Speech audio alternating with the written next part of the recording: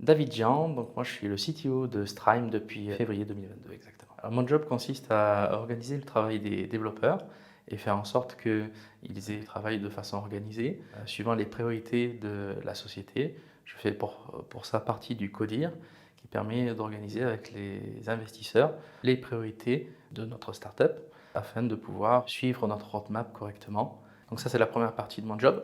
Et la deuxième partie de mon boulot, c'est faire en sorte que le code fourni soit de qualité, de manière à ce qu'on n'ait pas de problème de sécurité, de performance sur l'ensemble de la plateforme.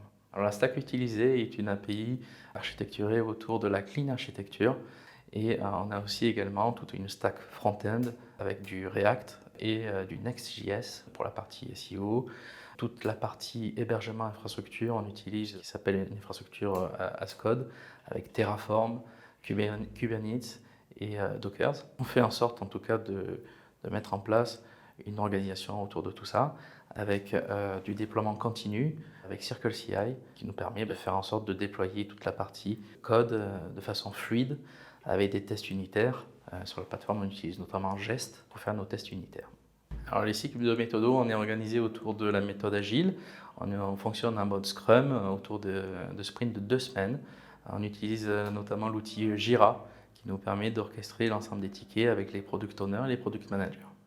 Alors les défis et challenges à venir sont le fait d'organiser la société et les développements de manière à ce qu'on soit le plus performant possible en termes de temps de réponse sur la plateforme et de stabilité.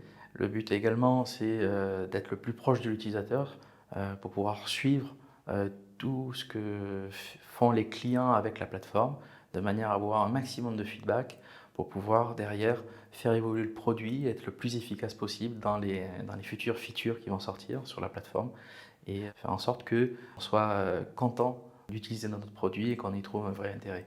Aujourd'hui, les qualités que je recherche chez un futur candidat, c'est des développeurs qui soient, je dirais, proches des startups, qu'ils aient envie de participer à une aventure qui va les amener un petit peu dans des endroits différents dans le développement, qu'ils peuvent rencontrer aujourd'hui dans des sociétés de type standard.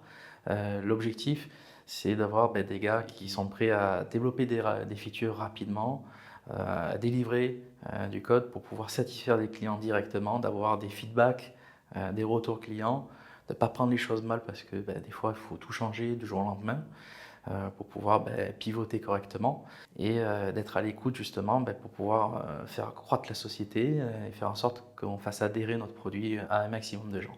Je dirais aujourd'hui c'est le savoir-faire de l'équipe.